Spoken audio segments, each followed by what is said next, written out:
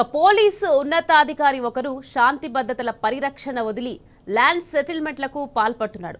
మరొక కీలక అధికారి భూ వివాదాలు, వ్యక్తిగత ప్రచారం కోసం పాకులాడుతున్నాడని కాంగ్రెస్ పార్టీ సీనియర్ నేత మాజీ ఎంపీ మధు యాష్కి గౌడ్ సంచలన ఆరోపణలు చేశారు. వారి పేరు బయటకు చెప్పకుండానే వారెవరో తెలిసిపోయేంత సరళంగా వారిపై తీవ్ర ఆరోపణలు చేయడం గమనార్హం.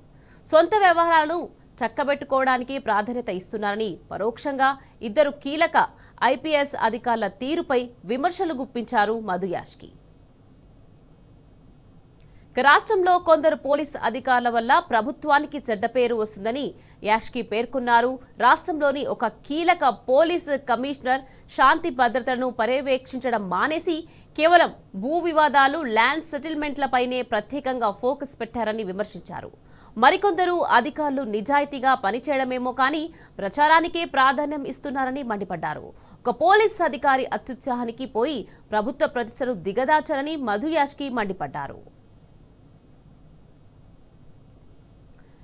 ఫ్రెండ్లీ పోలీస్ అంటే కొందరు పోలీస్ అధికారులు డ్రగ్స్ ఫ్రెండ్లకు ఫ్రెండ్లీగా వ్యవహరించారనే తీవ్ర ఆరోపణలు చేశారు మధు యాష్కి.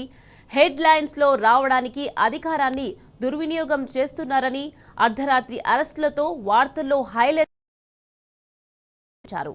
ఎవరిని అరెస్టు చేసినా ప్రొసీజర్ ప్రకారం చేయాలని, కానీ ఓ కమిషనర్ మాత్రం అమాయకులపై ప్రతాపం చూపుతున్నారని ఆరోపించారు. కొందరు అధికారులు ఇన్వెస్టిగేషన్ పేరుతో అర్ధరాత్రి అరెస్టు చేస్తున్నారని మండిపడ్డారు మధు యాష్కి.